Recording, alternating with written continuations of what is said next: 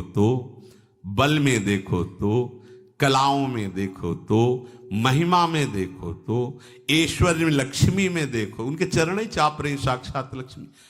अब भैया हम किसकी बड़ाई करें, किसको माने? जिनके एक रूप में अनंत ब्रह्म, उनको छोड़कर किसकी तरफ देखें?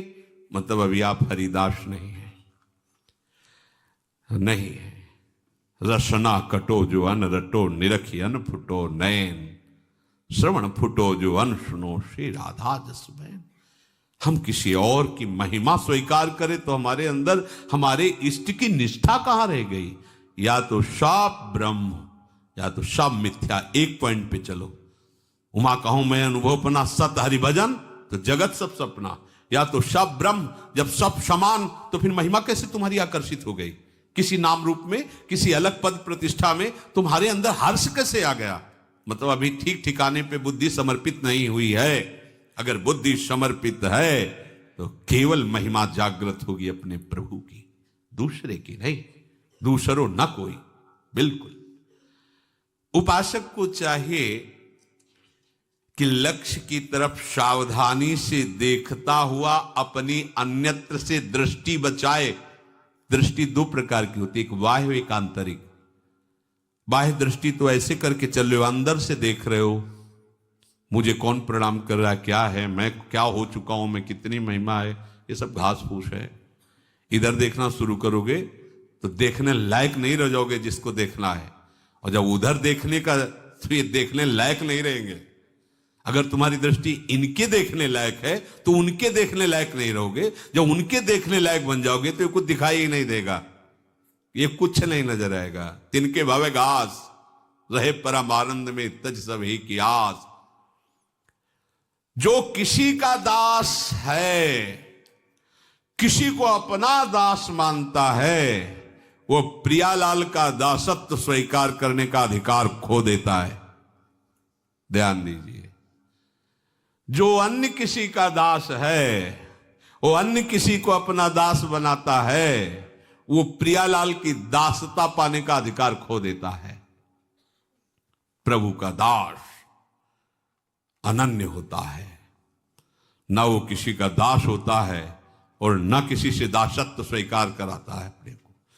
सीधे प्रभु उन्हीं से। पूर्ण समर्पण का उदाहरण कठपुतली है।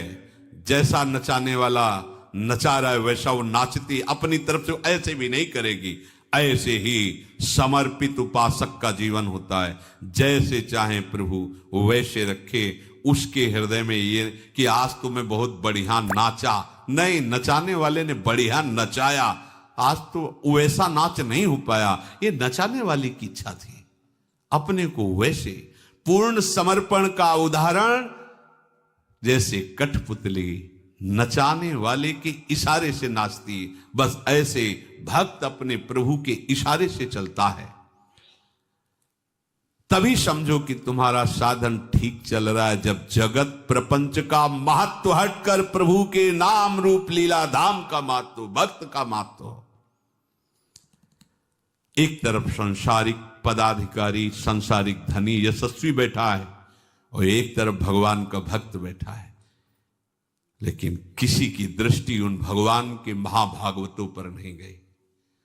सबकी दृष्टि उसी विषय प्रपंच में फंसे हुए विषयी और प्रपंची और यशस्वी जो पुण्यों की प्रथा, उस पर दृष्टि गई। एक बार भी किसी की उन महाभागवत, दो महाभागवत बैठे नहीं गई दृष्टि। क्यों? क्योंकि तुम भागवत ही नहीं हो। विषयी नेत्र है तो विषय को देख रहे हो। अगर महाभागवत क्या है, उनकी चरण धूल के बराबर नहीं।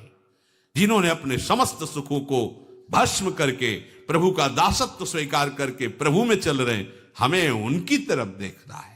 कहां दृष्टि है? अगर प्रभु पर दृष्टि है तो प्रभु के जनों पर दृष्टि पहुंचे। क्या ये है?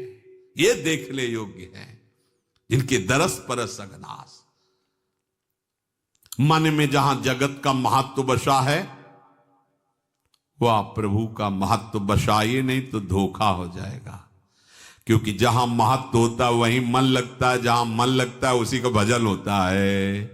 संसार का भजन होता है। धीरे धीरे हम अपने को कहने लगते हैं हम संसारी हैं, बोलने लगता है वो।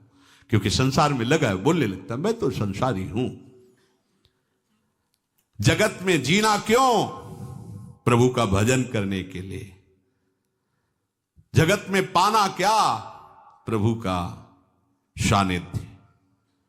उठते बैठते चलते फिरते क्रियारत या क्रिया रहित हमें अपने प्रभु के सानिध्य का अनुभव हो। प्रभु के समर्पित जीवन में मन, बुद्धि, इंद्रिया, शरीर, त्रिविध गुणों के द्वारा जो त्रिविध भाव और द्वंद्व, ये सब नष्ट हो जाते हैं। जो अपने जीवन को प्रभु के चरणों में समर्पित कर देता है, माया का 3 गुण, उन 3 गुणों के द्वारा प्रकट हुए माया के जो भाव और द्वंद्व, इन सब से वो मुक्त हो जाता है। कैसा आनंद होगा जब कोई द्वंद्व नहीं, कोई चंचलता नहीं, एकमात्र प्रभु के चिंतन में, स्वरूप में स्थित वो साधक निर्मल हृदय वाला होकर केवल प्रभु को अपने आप में देखता है। प्रभु के साथ खेलना, प्रभु के साथ हंसना, प्रभु के साथ बातचीत, प्रभु से बाहर जो भी व्यवहार कर रहा है, व्यवहार करते हुए भी वो प्रभुमय ही होता है। स्वयं श्री भगवान कह रहे हैं, आत्मौपम्येन सर्वत्र समं पश्यति योर्जुन, सुखम वा यदि वा दुखम सयोगी परमो मतः। इसकी चर्चा आगे। श्री राधा वल्लभ लाल। जब कोई दृढ़ निश्चय करता है कि मुझे